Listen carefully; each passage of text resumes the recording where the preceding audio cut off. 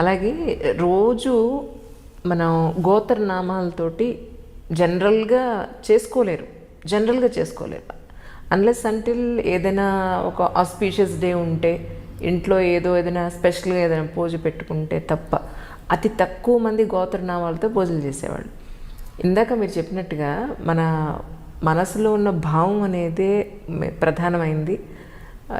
మిగతావన్నీ కూడా తాత్కాలికమైనవే, పెద్దగా ఇంపార్టెన్స్ లేనివి అని అనుకుంటే గోత్రనామాలు చెప్పుకొని దీపం పెట్టుకోవడం అనేది అంతే ఇంపార్టెంట్ అండి. లేకపోతే జనరల్గా ఏం చేస్తూ ఉంటే కొంతమంది ఆచమనం కూడా చేయరు, అది వేరే సంగతి. దీపం వెలిగించి పూలు పెట్టి ఏదో పంచుతారో బెల్లం అరటిబండ పెట్టి నాయన నీకు నమస్కారం అని చెప్పని వచ్చేస్తారు. అలా చేయొచ్చా? అసలు గోత్రనామాలు లేకుండా చేయొచ్చా మీ ఉద్దేశ ప్రకారం? దండం పెట్టుకోవడానికి గోత్రనామాలు చెప్పుకోవాల్సిన పని లేదమ్మా.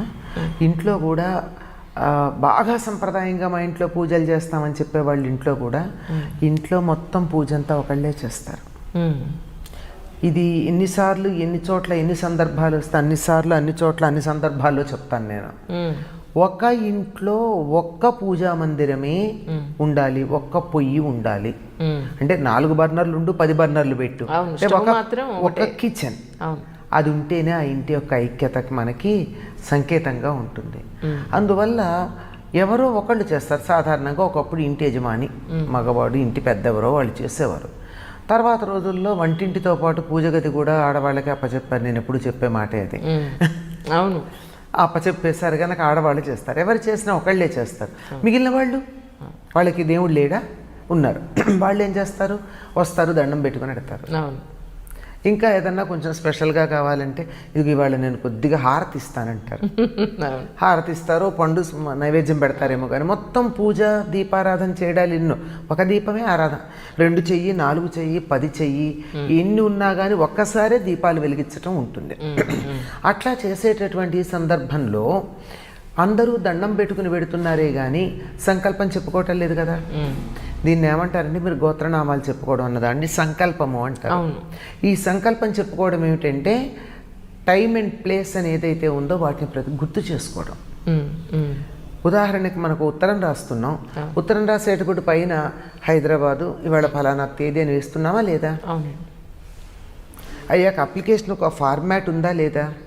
ఆ ఫార్మాట్లో ఏం చెప్తున్నా, son or daughter of so and so, resident of so and so, ఇలాంటి వివరాలన్నీ ఇచ్చుకుని వెళ్తున్నామా లేదా? తీరా మనం వెళ్ళిన తర్వాత మన మొహం చూసినటువంటి ఆయనకి మనం ఎవరో తెలుసు, చూడకముందు కూడా తెలుసు కొన్నిసార్లు. అయినా సరే మనం కాగితం ఫార్మాలిటీగా పెట్టేప్పుడు ఈ వివరాలను ఎందుకు ఇస్తున్నాం అంటే ఒక పద్ధతి ఉంది. ఏ పని చేయడానికన్నా ఒక పద్ధతి ఉంది. కడుపులోకి వెళ్ళిన తర్వాత పెరుగన్నం కూరన్నం కలిసిపోతాయి కనుక ముందు పెరుగన్నం తిన్న తర్వాత కూరన్నం తింటానంటే మనం ఒప్పుకోమే. దానికి ఒక క్రమం ఉంది. అట్లాగే ఒక అప్లికేషన్ పెట్టుకోవడానికి ఒక క్రమం ఉంది. దేవుణ్ణి మనం పలకరించుకోవడానికి ఒక క్రమం ఉంది. హలో అనకుండా ఫోన్ మాట్లాడడం కదా. అట్లాగే దేవుణ్ణి కూడా పలకరించడానికి ఒక క్రమం ఉంది కదా. ఆ క్రమంలో భాగమే నేను ఎక్కడున్నాను, నేను ఎప్పుడున్నాను అనే సంగతిని చెప్పుకోవడం సంకల్పంలో భాగం. ఎక్కడి నుంచి మహాసంకల్పం అంటే కళ్యాణాలు వాటిల్లో వింటూ ఉంటాం ఉండి అసలు మన్వంతరాలు బ్రహ్మకాలం దగ్గరించి చెప్పుకుంటూ వచ్చేది. లేదంటే మన కాలానికి చెప్పుకునేటటువంటిది అయితే మనం చెప్పుకునేది ఊరికే ఈ వైవస్వత మన్వంతరం, కలియుగం అని చెప్తూ అందులో ప్రథమ పాదం జంబూద్వీప, భరతఖండ, అది తర్వాత అది దేశం, ఇది కాలం. 2 ఉన్నాయి కదా. కాలము దేశము అన్నవి 2 మనకున్నాయి. టైము ప్లేసు 2 వేస్తున్నాం కదా. అట్లాగే ఇప్పుడు జంబూద్వీపే, భరతవర్షే, భరతఖండే, మేరోహ దక్షిణ దిగ్భాగే అంటే మన టోపోగ్రఫీ అంతా మనకు తెలిసిపోయింది. అంతకుముందు మన సమయం తెలిసింది. ఇప్పుడైతే మనం క్రిస్టియన్ ఎరా పాటిస్తూ ఉన్నాం, BC అనుకుంటూ, అంతే కదా. కానీ అప్పట్లో ఈ క్రిస్టియన్ ఎరా రేపటి నుంచి పాటించమనుకుందాం, కొంతగా ఒకటి ఊహించుకుందాం. ఎందుకంటే ఏ కాలగణనం కూడా సార్వకాలికంగా లేదు. మరి జీసస్ క్రైస్ట్ రాకముందు ఎలా లెక్కలు పెట్టేవారు? మన దేశంలో శాలివాహన శకం అని, విక్రమార్క శకం అని, ధర్మరాజ శకం అని ఇలాంటివి లెక్కలు ఉన్నాయి. ఇట్లా ఎప్పటికప్పుడు కాలాలు లెక్క పెట్టడంలో తేడాలు వస్తున్నాయి. రేపు పొద్దున క్రీస్తు శకం పాటించకండి, ఇంకేదో పాటించడం ఎవరన్నా ఒక ఎవరి పెత్తనం ఉంటే వాళ్ళు కదా చేస్తారు. అట్లా చేస్తే అప్పుడు ఏమవుతుంది? అప్పుడు కాదు లెక్క. ఇవి మీరు ఇక్కడ చెప్పుకోండి తాత్కాలికంగా, అసలు లెక్క వేరే ఉంది.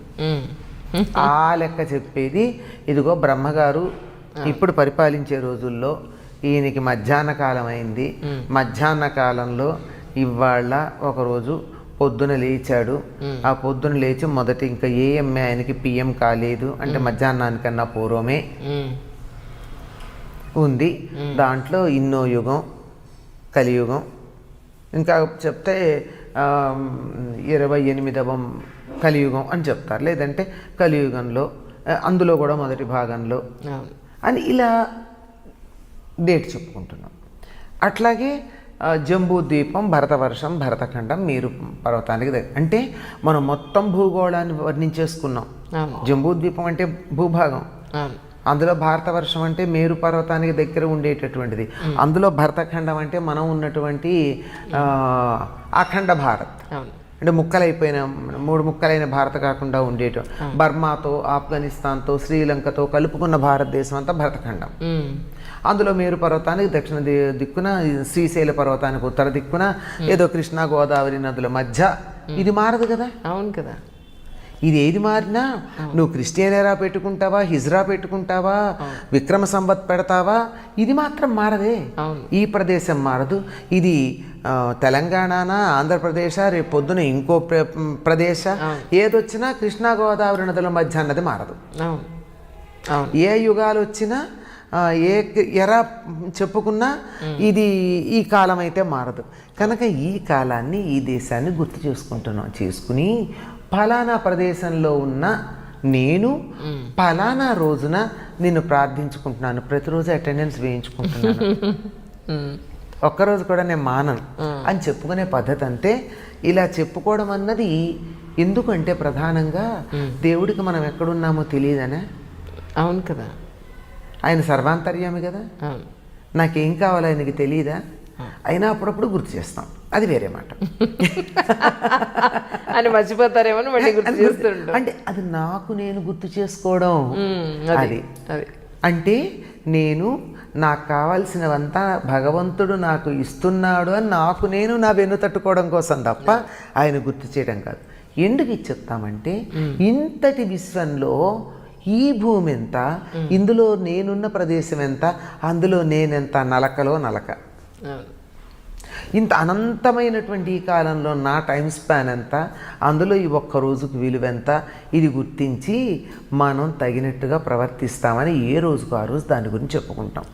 ఇలా చెప్పుకోవడం అన్నది దానికోసం చెప్పినటువంటిది. ఇక మామూలుగా అంటారా, చెప్పుకోకపోయినా భగవంతుడికి తెలియదా? ఒక కేక పెడితే వింటాడే. అందుకని ఇది ఒక ట్రెడిషన్ పోకుండా చెప్పేది. తర్వాత ఈ చెప్పేటప్పుడు గోత్రం చెప్పుకుంటారు, అంచేత తన గోత్రం మర్చిపోకుండా రేపొద్దున. ఇదంతానమ్మా మన సంప్రదాయాలన్నీ కూడా నిజానికి సామాజికమైనటువంటి పరంపరని కొనసాగించడానికి ఉండేవి. కనుక నా గోత్రం నేను మర్చిపోకుండా ఉండాలి. ఇప్పుడు చాలామంది పిల్లల్ని మీ గోత్రం ఏమిటని అడగని చెప్తారేమో. అందుకని పూజా విధానంలో వీటన్నిటినీ చేరిస్తే దేవుడి పేరు చెప్తే భయంతోనో భక్తితోనో అన్నీ గుర్తుపెట్టుకుంటారు అని చెప్పేదమ్మా. నమస్కారం చేసుకున్నా చాలు. ఇంట్లో ఒక్కళ్ళే పూజ చేస్తారు కనుక మిగిలిన వాళ్ళు నమస్కారం చేసుకుంటే ఎటువంటి ఫలితం ఉంటుందో మిగిలిన వాళ్ళకు కూడా ఊరికే దండం పెట్టుకున్నా భగవంతుడు ఆ భక్తి చాలా ప్రధానం.